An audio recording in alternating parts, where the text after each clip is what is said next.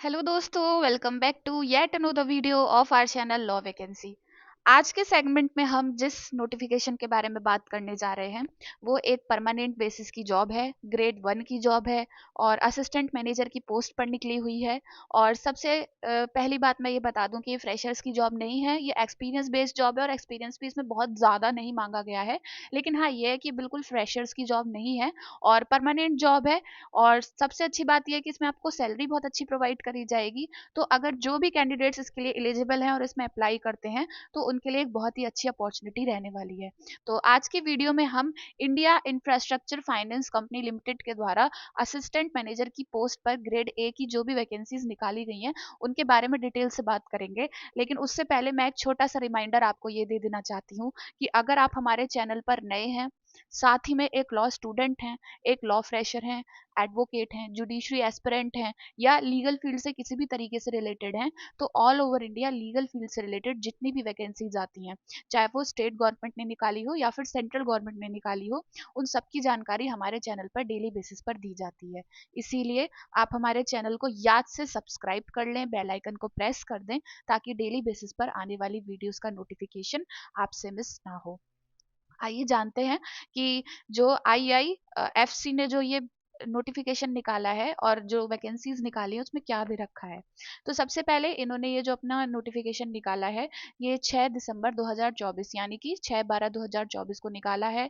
इसमें इन्होंने साफ साफ लिख रखा है direct recruitment for the post of officers in grade 1 assistant manager eight IIFCL on regular basis. तो यहाँ पे आपको देख देख सकते हो आप कि रेगुलर बेसिस की जॉब है, परमानेंट बेसिस की जॉब है।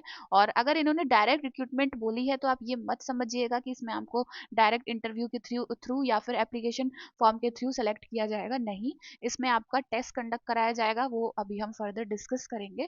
फिर बाद में आपका इंटरव्यू कंडक्ट कराया जाएगा, उसके बाद आपका इसमें फाइनल सिलेक्शन किया जाएगा। तो आइए जान लेते हैं कि इसमें कितनी नंबर ऑफ पोस्ट निकली हुई है। तो सबसे पहले मैं आपको इसमें नंबर ऑफ पोस्ट बता दूं अकॉर्डिंग टू कैटेगरी वाइज, मतलब कास्ट वाइज। तो असिस्टेंट मैनेजर की पोस्ट है ग्रेड 1 की। अच्छा, इसमें इन्होंने डिफरेंट डिफरेंट डिसिप्लिन्स पे जॉब निकाली है और स्पेसिफिकली हम लीगल फील्ड वालों की बात करेंगे। तो इन्होंने अभी इधर कंबाइन बता रखा है कि कास्ट वाइज कितनी जॉब है। तो जनरल के लिए 17 जॉब है, 17 पोस्ट हैं। SC के लिए 5 हैं, ST के लिए 2 हैं, OBC के लिए 11 हैं।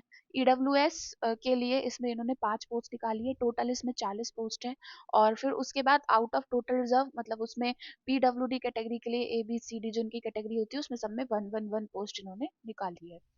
फिर आगे हम बात करेंगे कि इसमें जो प्रॉपर इनकी पोस्ट कितनी है और लीगल फील्ड में इन्होंने कितनी पोस्ट निकाल रखी है। तो सबसे पहले हम एलिजिबिलिटी क्राइटेरिया की बात करें तो इसमें इन्होंने बोल रखा है कि आपको एक कैंडिडेट होना चाहिए सिटीजन ऑफ इंडिया, मतलब आप जो भी कैंडिडेट हैं वो सिटीजन होने चाहिए इंडिया के। फिर आपकी एज लिमिट 30 नवंबर, एज पर 30 नवंबर 2024 21 साल से कम की नहीं होनी चाहिए और 30 साल से ज़्यादा की नहीं होनी चाहिए। मतलब जो कैंडिडेट होना चाहिए वो 21 साल से 30 साल के बीच में या फिर 21 या फिर 30 साल का होना चाहिए, एज पर November 30 2024। फिर इन्होंने रिजर्वेशन की कैटेगरीज बताई हैं कि रिलैक्सेशन कैसे मिलेगा, एज रिलैक्सेशन। तो SC ST वालों को 5 साल का, OBC NCL यानी कि नॉन क्रीमी लेयर को 3 साल का, PWD को 10 साल का, PWD OBC कैंडिडेट को 13 साल का, ST कैंडिडेट को 15 साल का, एक्स सर्विसमैन को 5 साल का। और मतलब जिसके चिल्ड्रन और family members died in 1984 riots में अगर किसी की डेथ हुई है तो उसे भी 5 साल का इसमें एज रिलैक्सेशन इन्होंने अलग से एक कैटेगरी बनाई है, इसमें दे रखा है। फिर आगे एलिजिबिलिटी क्राइटेरिया और आपकी पोस्ट की बात कर लेते हैं कि लीगल फील्ड में कितनी पोस्ट निकाली गई है। तो इन्होंने लीगल फील्ड में सिर्फ 2 पोस्ट निकाली है, असिस्टेंट मैनेजर की 2 पोस्ट निकाली है लीगल फील्ड में। और आपके पास एलिजिबिलिटी में बैचलर डिग्री होनी चाहिए लॉ की। इन्होंने ये मेंशन नहीं किया है कि 5 साल की होनी चाहिए या फिर 3 साल की होनी चाहिए। तो अगर आपके पास 3 साल की है तो भी अच्छी बात है, 5 साल की है तो भी अच्छी बात है। और डिजायरेबल में इन्होंने LLM मांगा है, अगर आपके पास LLM नहीं है तो कोई भी बात नहीं, आप इसमें अप्लाई कर सकते हो। लेकिन हाँ, इन्होंने एक्सपीरियंस मांगा है और एक्सपीरियंस इन्होंने एटलीस्ट 1 ईयर एक्सपीरियंस मांगा है आफ्टर पोस्ट क्वालिफिकेशन, यानी कि जब आपने लॉ कर लिया हो उसके बाद आपका एक्सपीरियंस मांगा है। कहाँ पर? बैंक्स में, फाइनेंशियल इंस्टीट्यूशन में, सेंट्रल और स्टेट गवर्नमेंट में, PSUs में, लॉ फर्म्स में, प्रैक्टिसिंग एट बार यानी कि आप एडवोकेट तो होने ही चाहिए, जुडिशियल सर्विसेज और एनी अदर ऑर्गेनाइजेशन में। और आपका area of experience as a law आपका रहने वाला है officer in bank, financial institution, public और प्राइवेट सेक्टर ऑफ रेप्यूट यानी कि अच्छे पब्लिक प्राइवेट सेक्टर में, पीएसयूज में एडवोकेट होने चाहिए। तो आप लॉ फर्म में, सॉलिसिटर ऑफिस में आप एक एडवोकेट होने चाहिए।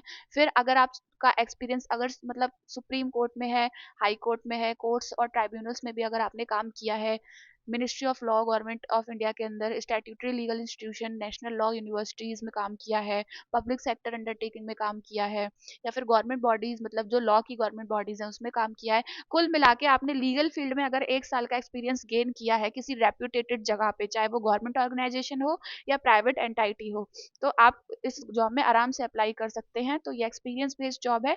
एलएलएम नहीं भी किया है तो उसमें कोई भी दिक्कत वाली बात नहीं है। फिर आगे हम इसमें सिलेक्शन प्रोसेस की बात करेंगे कि इसमें आपका सिलेक्शन प्रोसेस क्या रहने वाला है। तो अब इसमें सिलेक्शन प्रोसेस में मैं आपको पहले ही बता चुकी हूँ कि आपका फेज़ 1 में ऑनलाइन एग्जाम कंडक्ट कराया जाएगा, यानी कि एग्जाम कंडक्ट कराया जाएगा और वो भी ऑनलाइन बेसिस का आपका पेपर होगा। और आपका जो सेकंड फेज होगा वो टेक्निकल एंड बिहेवियरल, जो आपका इसमें आपका बिहेवियर चेक किया जाएगा, प्रॉपर आपकी पर्सनैलिटी को चेक किया जाएगा कि आप कैसे पर्सन हो। इंटरव्यू तो इंटरव्यू होता है, आपको पर्सनल इंटरव्यू होगा इसमें। तो फेज 1 में आपका ऑनलाइन एग्जाम होगा, फेज 2 में आपका इंटरव्यू होगा। और जो फेज 2 का आपका फेज 1 का जो एग्जाम रहने वाला है वो 200 नंबर का रहेगा और ये टोटली ऑब्जेक्टिव टाइप होगा। इसमें सब्जेक्टिव टाइप आपका पेपर नहीं है। अच्छा, इसमें इन्होंने यहाँ लिखा है स्ट्रक्चर ऑफ रिटन एग्जामिनेशन, तो आप बिल्कुल भी कंफ्यूज मत होइएगा, ये आपका ऑनलाइन एग्जामिनेशन का ही सिलेबस है। तो मैं अभी सिलेबस आपको बताऊं तो इसमें आपकी रीजनिंग आएगी, ऑब्जेक्टिव रीजनिंग आएगी, ऑब्जेक्टिव मार्क्स का इस पूरा पेपर है, मैं पहले ही बता चुकी हूँ। तो रीजनिंग आएगी, 25 क्वेश्चन होंगे, 25 नंबर के होंगे। क्वांटिटेटिव एप्टीट्यूड 25 क्वेश्चन 25 नंबर के। इंग्लिश लैंग्वेज 25 क्वेश्चन 25 नंबर के। Current affairs related to financial sector, इसमें इन्होंने स्पेसिफिक लिख दिया है, फाइनेंशियल सेक्टर 25 क्वेश्चन 25 नंबर के। 60 मिनट यानी कि 1 घंटा आपको दिया जाएगा और 100 क्वेश्चन होंगे टोटल, और आपका जो मार्क्स भी रहने वाले हैं वो 100 रहने वाले हैं। फिर आपका जो डोमेन नॉलेज होनी चाहिए, तो आपका इसमें इन्होंने बोला है ना कि अगर आपका पेपर ये अलग से दो मतलब 200 नंबर का पेपर है तो आगे और भी, तो इन्होंने जो सेकंड मतलब टेस्ट में दूसरा इन्होंने कैटेगरी डिवाइड करी है, project finance, corporate banking, treasury, general management, risk management, corporate governance in banking sector, accounting and taxation, Indian economy, financial banking system in India, structure and concern financial institution, latest RBI SEBI circulars guidelines on NBFCs, project finance, NPA etcetera, annual reports of RBI, SEBI, IIFCL. तो आपका ये grand total test 1 test 2, और इसमें आपके जो number of questions 120 रहेंगे और total number of marks 200 रहेंगे। तो मैं इसीलिए आपको कह रही थी कि आप कंफ्यूज मत होइएगा रिटर्न एग्जामिनेशन से। इन्होंने ऑलरेडी 200 मार्क्स का जब यहाँ पेपर लिख रखा है, सिंगल पेपर है, तो सिंगल पेपर यहाँ 200 मार्क्स का यही है और यही इसका सिलेबस है। ऑब्जेक्टिव टाइप क्वेश्चन होंगे और 60 मिनट्स का आपका ये रहने वाला है। तो टोटल आपको 2 घंटे मिलेंगे इस पूरे पेपर को करने के लिए, और आपको इसमें अच्छे नंबर मतलब जो भी मेरिट इनकी लगाई जाएगी उसके अकॉर्डिंग आपको अपना उसमें स्कोर करना है।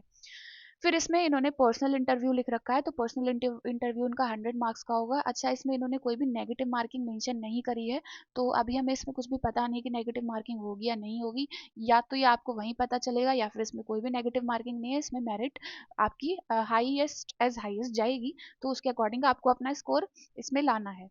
फिर इंटरव्यू उनका 100 नंबर का है और 100 नंबर भी आपको, इसमें इन्होंने कोई भी मिनिमम क्वालिफाई मार्क्स नहीं रखा है, लेकिन हाँ इसमें इन्होंने बता दिया है कि आप अपने इंटरव्यू का मोड चूज कर सकते हो, या तो हिंदी या फिर इंग्लिश, आपके लिए इसमें इन्होंने थोड़ा सा वो कर दिया है। अच्छा, आपकी वेटेज इसमें इन्होंने ये लिख रखा है 40 रेशियो 60 की इसमें वेटेज इसमें कर रखी है, तो शायद इसमें 40 नंबर का आपका the weightage of online examination phase 1 and interview phase will be 40 ratio 60। हाँ, तो आपको 40 मार्क्स का इसमें जो वो रहने वाला है रिटर्न, और इसमें 60 मार्क्स का आपका इंटरव्यू रहने वाला है। तो फेज सेकंड 60 और फेज 1 आपका 40 आपकी वेटेज ली जाएगी, मतलब 40% की वेटेज ली जाएगी। तो आपको 40 रेशियो 60 यानी कि इंटरव्यू में काफ़ी अच्छे से अपना करना है परफॉर्म। तो ये आपके सिलेक्शन प्रोसेस की बात रही, एलिजिबिलिटी की बात कर ली। अब हम बात करते हैं कि आप इसमें सेंटर्स कौन से चूज़ कर सकते हैं। तो इन्होंने स्पेसिफिक ये जगह डाली है, Ahmedabad, Gandhinagar for online examination, Bengaluru, Bhopal और भुवनेश्वर, चंडीगढ़, और जब जो भी आपको आपका कन्वीनियंट सेंटर लगे आप इसमें जाके चूज़ कर सकते हैं। अब आगे बात कर लेते हैं कि आप इस एप्लीकेशन का पार्ट कैसे बन सकते हैं। तो इसमें आपको पार्ट बनने के लिए कुछ भी नहीं करना है। आपको इनके जो ऑनलाइन इसमें लिखा हुआ है कि IIFCL की जो ऑनलाइन वेबसाइट है, उसके अलावा ये किसी भी तरीके से आपका एप्लीकेशन फॉर्म सबमिट नहीं करेंगे। तो आपको वहाँ पे जाना है, रजिस्ट्रेशन करना है, एप्लीकेशन अपना फिल करना है, दैट्स इट। आपको एप्लीकेशन नंबर मिल जाएगा, आपका उसमें सारी चीज़ें, मतलब आपको ऑनलाइन ही इसमें अपना एप्लीकेशन फॉर्म फिल करना है, और किसी मोड से ये इसमें नहीं करेंगे।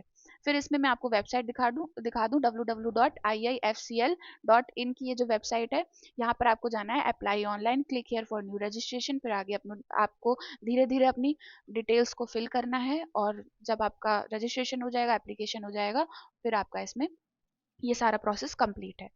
फिर इन्होंने एप्लीकेशन फ़ी की बात करी है। तो SC ST वालों के लिए इसमें जो एप्लीकेशन फ़ी रहने वाली है वो 100 रुपीज़ रहने वाली है, और जो अदर्स यानी कि अनरिजर्व्ड EWS OBC वालों के लिए 600 एप्लीकेशन फ़ी रहने वाली है। तो ये थी कुछ इंपॉर्टेंट इन्फॉर्मेशन। अच्छा, इसमें जो अप्लाई करने की आपकी लास्ट डेट रहेगी वो मैं आपको अभी बता दे रही हूँ। इसमें जो आपकी अप्लाई करने की लास्ट डेट है वो 23 दिसंबर 2024 है। काफ़ी अच्छी खासी लास्ट डेट है, आप आराम से इसमें फिल कर सकते हो। तो इसमें जो ऑनलाइन रजिस्ट्रेशन ओपन हुए हैं वो कल से हुए हैं, 7 दिसंबर से हुए हैं, और जो क्लोजिंग ऑनलाइन रजिस्ट्रेशन है वो आपका 23 दिसंबर रहने वाला है। फिर इसमें इन्होंने टेंटेटिव डेट दी है एग्जामिनेशन की, तो वो जनवरी 2025 दी है, और इंटरव्यू की डेट जनवरी या फरवरी 2025 दी है। तो आप अपने आप को पूरी तरह प्रिपेयर करके चलें इस एग्ज़ाम के लिए, क्योंकि ये कभी भी आपका जनवरी फरवरी में एग्जाम करा सकते हैं, इंटरव्यू कंडक्ट करा सकते हैं, और अगर आप इस पोस्ट में गो थ्रू करते हैं तो एक अच्छी अपॉर्चुनिटी आपके लिए रहने वाली है। और अगर आप इस PDF को डिटेल में पढ़ना चाहते हैं, या इससे रिलेटेड आपकी कोई भी क्वेरी है, तो आप हमारे टेलीग्राम चैनल पर जाकर क्वेरी पूछ सकते हैं, इस PDF को डिटेल से पढ़ सकते हैं। हमारे टेलीग्राम चैनल का लिंक आपको वीडियो के डिस्क्रिप्शन बॉक्स में दे दिया जाएगा। और इसी तरह की all over India legal field की जितनी भी अपडेट्स होती हैं, उन सबको डेली बेसिस पर जानने के लिए आप हमारे चैनल को सब्सक्राइब कर लें, बेल आइकन को प्रेस कर दें, ताकि डेली बेसिस पर आने वाली जो अपडेट्स हैं, जो वीडियोज़ हैं, उनका नोटिफिकेशन आपसे मिस ना हो।